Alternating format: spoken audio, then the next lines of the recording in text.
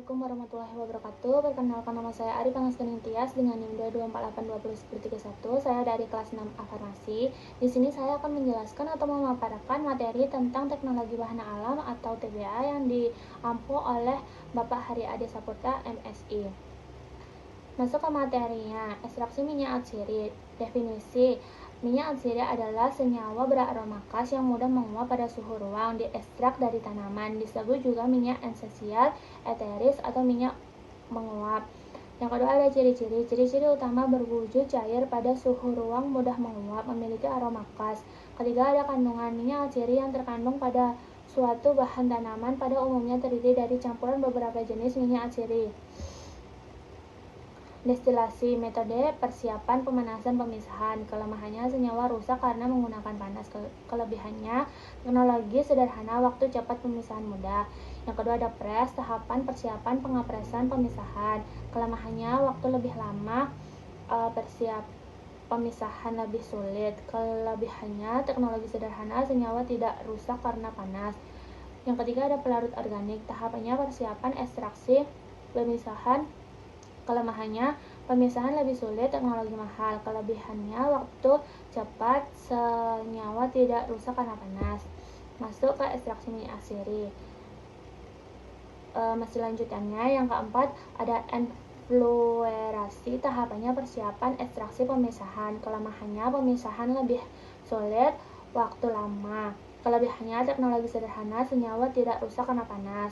Yang kelima ada maserasi lemak panas, tahapannya persiapan, ekstraksi, pemisahan. Kelemahannya, pemisahan lebih sulit, waktu lama, senyawa rusak karena panas. Kelebihannya, teknologi sederhana.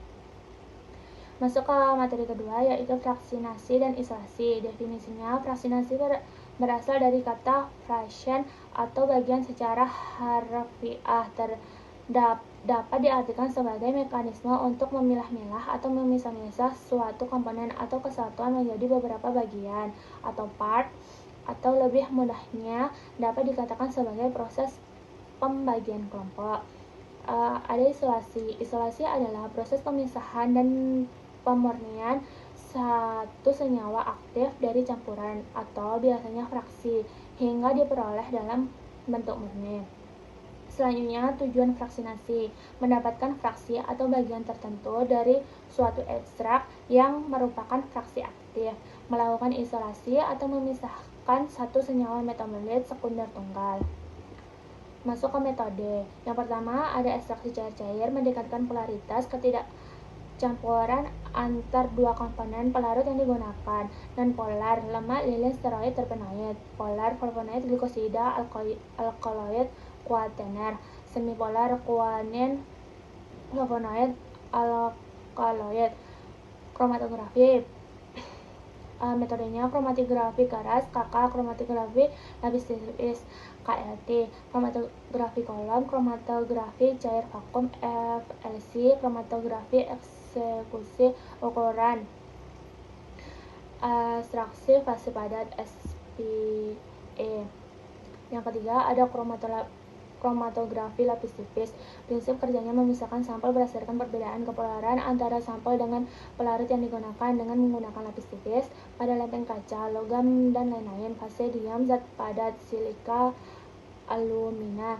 Fase gerak cairan. Fase diam absorben, berupa serbuk halus yang berfungsi sebagai permukaan penyerapan. Fase diam yang sering dipakai silika gel, alumina tanah, diatomena, dan selulosa. Ukuran partikel 0,1 sampai 40. Semakin halus partikel absorben, maka pembatasan semakin lambat. Masuk ketiga, kemurnian dan kompositas. Yang pertama, kemurnian. Metode untuk mendapatkan komponen bahan alam murni bebas dari komponen kimia yang lain yang tidak dibutuhkan. Prinsip pemisahan antara dua zat atau lebih yang saling bercampur. Tujuan untuk mendapatkan suatu zat murni larutan yang telah dari suatu campuran atau tercemar oleh zat lain. Tingkat kemurnian 95 sampai 100%. Pemisahan berdasarkan peristiwa kimia fisika, tidak mengubah zat selama pemisahan. satu komponen atau lebih direaksikan dengan zat lain sehingga dapat dipisahkan. Teknik pemisahan campuran tergantung pada jenis, wujud, dan sifat komponen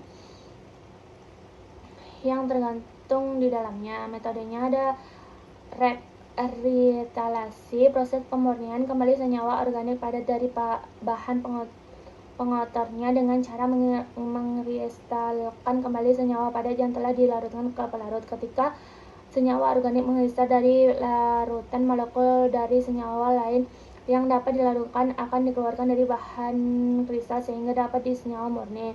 Yang kedua ada dekantasi, proses pemisahan campuran berdasarkan sedimentasi dan penunggangan campuran padatan dan cairan atau dua cairan yang tidak dapat bercampur dibiarkan memisahkan akibat yang gaya gravitasi dalam corong pemisah. Metodenya sublimasi. Pertama, proses di mana suatu senyawa mengalami konversi dari suatu padatan menjadi gas tanpa melalui fase cair dengan cara memasukkan senyawa pada suatu sistem vakum. Pada tekanan yang rendah, padatan akan membentuk gas dan terkondensasi menjadi senyawa murni. Yang kedua ada komputasi bahan alam.